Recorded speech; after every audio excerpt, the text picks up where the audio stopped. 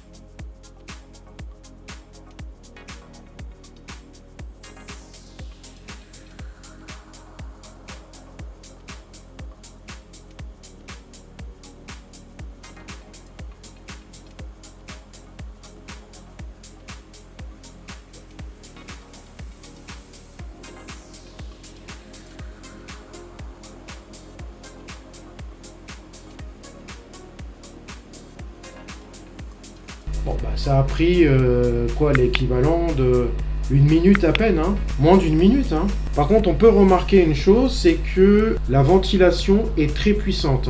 Donc, je pense que quelque part, ça prend quand même pas mal d'énergie, même si c'est Linux. Alors, je vais aller dans Paramètres. Je vais revérifier s'il y a d'autres mises à jour à effectuer. On va l'utiliser un petit peu, Zorin, hein. Donc, je vais vous montrer ce qu'on peut faire avec Zorin et ce qu'on ne peut pas faire finalement, hein. Voilà, donc l'ordinateur est complètement à jour. Voilà, donc depuis des mois que je l'avais éteint, depuis j'ai fait toutes les mises à jour et je vais donc pouvoir utiliser toutes ces fonctions, notamment bureau à distance. Ça a l'air très intéressant. On va voir un petit peu ce que c'est. Et son verrouillé. Ah oui, ces paramètres verrouillés qu'il faut déverrouiller avec son mot de passe. Donc on peut faire partage de bureau, tout ça. Bah ça c'est très intéressant. En tout cas c'est très intuitif. C'est ça qui est bien, c'est que c'est vraiment très intuitif. On a quelques éléments ici. Bon bah voilà, vous avez la capacité du disque dur, c'est 256 Go. 4 gigaoctets de mémoire que je n'ai pas pu faire évoluer parce que c'est du SDRAM 2, je crois bien, hein. C'est du 2, c'est pas du 3 ni du 4. Intel Core Duo. Bon, c'est pas énorme, c'est pas puissant, mais c'est suffisant, hein. Et c'est sur le N71VG, ça c'est l'Asus N71VG que j'ai acheté en 2010. Et j'ai installé donc le Zorin 18.1 Core, c'est la version légère, hein, la version la plus simple. J'ai pas voulu aller plus loin, je vais pas acheter pour l'instant. Mais pourquoi pas acheter, ça me dérange pas de payer une licence. Si vraiment ça vaut le coup, je paierai la licence. Alors système de fenêtrage, c'est Wayland. Alors je sais pas trop ce que ça veut dire tout ça, hein, pour moi, hein. Donc système d'exploitation, c'est du 64 bits. La carte graphique, on est sur NV96. Et puis voilà, donc version du micro logiciel 204, Linux 7.0.0-28 générique. Bon, enfin bon. Ah, voilà. Donc là, on est déjà sur un petit défaut. Vous avez vu là, on voit que là, il y a un petit souci en fonction de là où je mets mon curseur, hein.